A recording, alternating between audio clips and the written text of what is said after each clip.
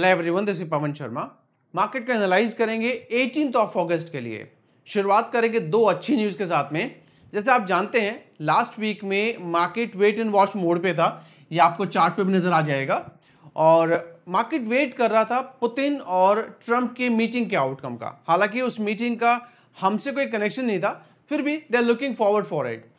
उसके बाद में ट्रंप ने एक स्टेटमेंट दिया दैट जो 25% एक्स्ट्रा टैरिफ इंडिया पे लगाने वाले थे शायद अब वो ना लगाएं। ये हम एक्सपेक्ट कर ही रहे थे कि ये थोड़ा सा धमकी है, थोड़े दिन के बाद में नेगोशिएशन स्टेज पे आ जाएंगे, बट इस तरह से आएगा we were not aware of that. चलिए, ये एक अच्छी न्यूज़ है और मार्केट इस बात का वेट कर भी रहा था, बिकॉज जो मार्केट में प्रेशर था वो सिर्फ और सिर्फ टैरिफ की वजह से था। तो अभी ये टैरिफ अगर हट जाता है तो वापस से मार्केट के लिए ऊपर जाने के सारे रास्ते खुल जाते हैं।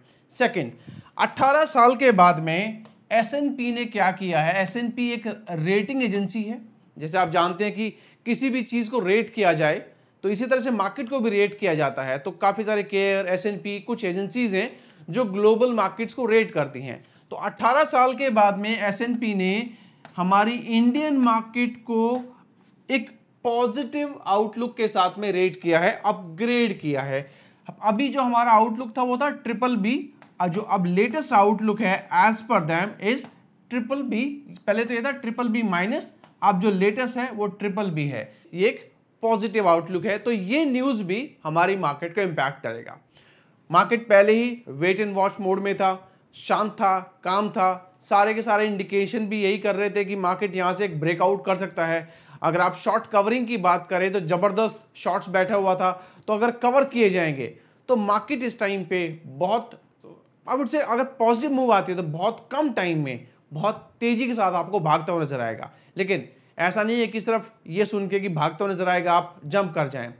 हमें भी थोड़ा सा अपने लेवल्स को कहाँ ब्रेकआउट आएगा, कहाँ कहाँ पर रेसिस्टेंस अवेलेबल हैं, उन सब चीज़ों को पहले मार्क करके चलेगा, तभी आपको कोई ट्रेड लेना है। उसके लिए चलते हैं अपने बोर्ड के ऊपर, बिकॉज यहाँ पर बहुत सारी चीज़ नहीं समझाई जा सकती हैं। सबसे पहले देखते हैं कि मार्केट ने क्लोज कहाँ किया था। दैट इज 24, इसको एक मैं ब्लैक कर लेता हूँ, 24,631 की क्लोजिंग है।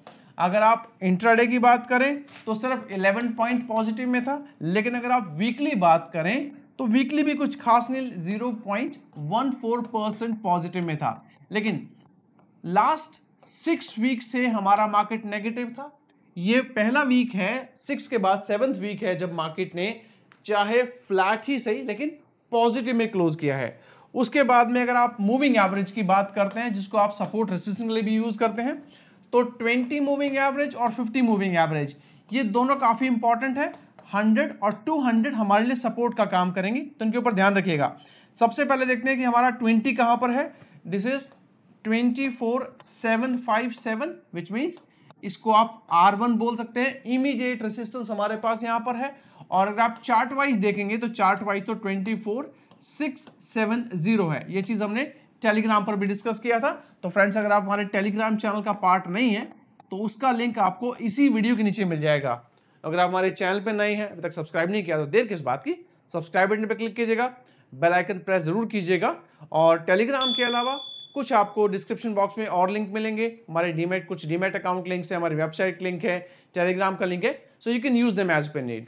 तो ये चीज हमने टेलीग्राम पर डिस्कस किया था। और इनफैक्ट जब आप चार्ट देखेंगे तो यही नंबर आपको वहां पर रेसिस्टेंस नजर आएगा। इसी के बीच में, ज्यादा नहीं है, 70.1 ना, इसी के बीच में सारा का सारा ब्रेकआउट छुपा हुआ है। अगर इस रेंज को पहले तो 670 को ब्रेक करना है, 670 को ब्रेक करके उसके ऊपर थोड़ी देर होल्ड करना है। होल्ड करके या तो वो अपर लेवल पे जाके होल्ड करेगा या लोअर लेवल पे, और जैसे उस जोन को ब्रेक करना शुरू करे समझ जाएगा भागता चला जाएगा। उसके बाद में 50 का हमारे पास में कहां पर है, तो 50 है 25,020। ओके, तो हमारा अगला टारगेट, इसको आप R2 कह सकते हैं। अब इसके ऊपर ध्यान दीजिएगा, ये है हमारे पास में 24,562। याद है टेलीग्राम का जो पोस्ट था कि गाइज इस टाइम पे जो हमारा सपोर्ट लेवल है दैट इज कमिंग अराउंड 570 580 के आसपास।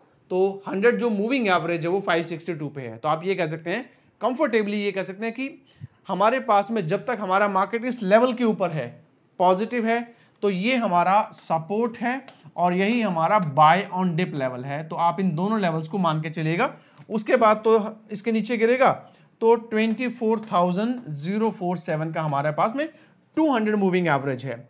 वैसे भी अगर आप उसकी बात करेंगे सपोर्ट रेजिस्टेंस लेवल की तो यही आता है हमारे पास 24,670 इंट्राडे का, और अगर रेजिस्टेंस की बात करेंगे तो वही 700-750 तक जाएगा, और सपोर्ट आई वुड से यही सपोर्ट आपका बनेगा। इट कैन लीड टू 500-600 तक से हो सकते हैं कि 24,600, तो ये सपोर्ट जोन बन जाएगा, ये रेजिस्टेंस जोन बन जाएगा। उसके अलावा अगर मैं आपसे कहूं, देखिए ये चीज पहले वैलिड हो सकती थी, मतलब ये दो न्यूज अगर मिसिंग होती तो ये चीज जरूर वैलिड होता, बट फिर भी मैं आपके लिए शेयर कर देता हूं कि आगे चल के अगर आपको सिमिलर सिचुएशन मिले तो आप उनको यूज कर सकते हैं। RSI, MACD, ये जितने भी टेक्निकल मूविंग एवरेज हैं, स्टोचैस्टिक, ओके, ROC, CCI, इन सबको यूज कर सकते हैं। ATR और विलियम परसेंटेज आर, ओके, और ADX। देखिए इतने सारे इंडेक्स है जिनको हम यूज करते हैं to understand the technical of any chart. ये बियरिश है, ये भी बियरिश है, स्टोचैस्टिक भी बियरिश है, CCI हमारा न्यूट्रल है, ROC भी बियरिश है, ATR low volatility which means wait and watch हो रहा है, और विलियम परसेंटेज ये हमारा सारे के सारे मतलब ये स्ट्रांग है। तो स्ट्रांग क्या था, 6 वीक से मार्केट अगर फॉल कर रहे तो स्ट्रांग रहेगा ना, अदरवाइज या तो न्यूट्रल है या बेरिश है। बट जैसे मैंने कहा इन न्यूज़ के बाद में शायद ये वैलिड ना रहे, क्योंकि अब हमारे लिए एक डिफरेंट फॉर्म ओपन हो जाएगा। जो बैड न्यूज़ थी वो धीरे धीरे डाउन हो जाएंगी। हमारे पास सारे के सारे फैक्टर्स हैं। मार्केट बैड न्यूज़ के बाद भी अपने आप को 24,500 के ऊपर होल्ड करने में सक्सेसफुल था। लास्ट अगर आप देखेंगे विक्स की वैल्यू अगर आप चेक करेंगे तो विक्स की वैल्यू इस टाइम पे कहाँ ट्रेड कर रही है, 12.35 पे ट्रेड कर रही है, 12.35, ओके, ये विक्स की वैल्यू है। ये इंडिकेट करती है एक लो वॉलेटिलिटी को, काम मूवमेंट को, सॉरी नॉट CALM, ओके, काम मूवमेंट को। तो ये सारे के सारे अगर काम मूवमेंट है मतलब मार्केट में ठीक है प्रेशर था लेकिन फियर तो नहीं था ना। तो इस तरह की जब भी आप एनालिसिस करें तो इस तरह की अपडेट्स के ऊपर ध्यान रखिएगा। अब चलते हैं चार्ट के ऊपर, ताकि आपको मैं चार्ट पे भी समझा दूं कि क्या क्या हमारे पास में था। देखिए इसको पहले क्लियर कर देते हैं। यहाँ देखिएगा ये लेवल आपने देखा ही है, ओके, ये लेवल आपने देख लिया। तो अपर साइड हमारे पास क्या है 24,670 से लेके 700। लोअर साइड में हमारे पास क्या है 24 मैं कहूँगा 570 से लेके 560, ठीक है। इसके ऊपर जाता है तो आपके जो टारगेट नजर आएंगे दैट कुड बी 800 और 850। 300 पॉइंट का आप हैज रख सकते हैं, हो सकता है 900 को भी टच कर जाए, और अगर ये ब्रेक करता है तो इसके नीचे आपके पास में 500, 450 प्रॉफिट बुकिंग जबरदस्त आती है, जो कि चांसेस कम है, तो 400 के टारगेट पे आप एक्सपेक्ट कर सकते हैं, और 300 पॉइंट का दर भी हैज रखेंगे। एक चीज़ और, शांत मार्केट है, अचानक ब्रेकआउट आएगा तो एक चीज़ का ध्यान रखिएगा, थोड़ी देर वेट कीजिएगा, उसको सेटल होने दीजिएगा, तभी आपको कोई ट्रेड लेना है। जो भी लेवल डिस्कस किए हैं बाय सेल रिकमेंडेशन नहीं है, कोई भी ट्रेड अगर आप लें एक बार खुद एनालिसिस कीजिएगा और अपने फाइनेंशियल एडवाइस सलाह कीजिएगा। और ये आउटलुक रहेगा हमारा निफ्टी के लिए मंडे के लिए। हमारा अगला इंडेक्स रहेगा बैंक निफ्टी। बैंक निफ्टी को अगर आप डेली टाइम फ्रेम पर देखेंगे तो आप पाएंगे कि ये एक डिसेंडिंग चैनल के अंदर ट्रेड कर रहा है। उसके बाद इसने अपने आप को होल्ड किया है यहाँ पर, विच इज कमिंग अराउंड 55,000। तो आपके लिए जो मेजर सपोर्ट है वो 55,000 का ही, करंट क्लोजिंग है 55,341 का, और ऊपर की तरफ देखिएगा ये ब्रेकआउट है आपके पास में। तो लास्ट लो हमारे पास हाई कहाँ है 472, तो मुझे लगता है कि हमें 55,500 के ऊपर ही प्लान करना चाहिए कोई भी ट्रेड। और अगर इसको आप 15 मिनट टाइम फ्रेम पर देखेंगे तो ये आपको कुछ ऐसा ही शो करेगा। देखिए अब ये 15 मिनट टाइम फ्रेम पर है, तो यहाँ पर हमारे पास में थोड़ा सा इसको स्क्वीज कर लेता हूँ। ये अब मैं रिमूव कर सकता हूँ इनको ताकि आपको समझ में आ जाए। Let me just remove them also, okay. अब देखिएगा यहाँ पर क्या हो रहा है, ये जो पार्ट है ये राइज किया और इसी जोन में हमारा बैंक निफ्टी ट्रेड कर रहा है। अपर जोन हमने निकाला है 55,500, मतलब 55,500। लोअर साइड में सपोर्ट तो हमारा यहाँ जाता है और हमारा जो इमीडिएट है वो 250 है, तो 55,250। इसके नीचे 55,000 और 54,800, 600 पॉइंट का हेज। अपर साइड में मुझे लगता है कि हमें इसी का वेट करना चाहिए, इसके ऊपर जाता है तो 750 और 56 900 पे, सॉरी 55,900 पे थोड़ा सा रेसिस्टेंस है, क्योंकि 56,000 पे काफ़ी अभी कॉल राइटर एक्टिव हैं। तो अगर ये ब्रेक हुआ तभी होगा, otherwise you can just fix your second target as 55,900 only. इधर भी आपका जो हैज बनेगा वो बनेगा 600 पे। एक सिचुएशन बनती है यहाँ पर, वो है 55,650 पे। इन केस ऐसा होता है कि आपने बाय कर लिया तो इमीडिएटली ऑन कॉस्ट पहुंचा दीजिएगा यहाँ पर अपना स्टॉप लॉस।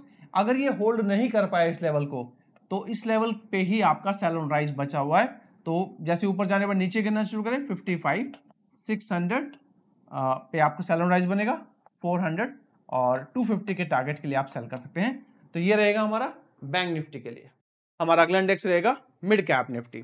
मिड कैप में हमने 15 मिनट टाइम फ्रेम का चार्ट यूज किया है, एक ट्रेंड लाइन मैंने प्लॉट किया है टू फाइंड सपोर्ट। आपको करना क्या है, अगर आप चेक करेंगे यहाँ पर नीचे गिरा, उसके बाद देखिएगा बार बार मिड कैप इसी ट्रेंड लाइन पे सपोर्ट ले रहा है और लास्ट में जो हमारा लास्ट ट्रेडिंग डे था वहां पर एक छोटा सा जोन बना के पूरा दिन उसी ट्रेंड लाइन के आसपास रहा। अपर साइड की बात करें which is coming around, current closing है 664 की और अपर साइड है 12,700 और लोअर साइड है हमारे पास में this is coming around I think ये 12 ये वाला आएगा ना, तो 12,630। इसके ऊपर 800 प्लस 850 के टारगेट, 400 पॉइंट का हेज। इसके नीचे आई थिंक 550 और 500 और इसमें आपका नीचे की तरफ आप चाहें तो 300 पॉइंट का हेज यूज कर लीजिएगा। तो गाइज ये आउटलुक रहेगा हमारा मिड कैप के लिए। जाने से पहले लाइक और सब्सक्राइब करना मत भूलिएगा। मिलेंगे अगली वीडियो में। Until then take care, have a nice day, bye bye.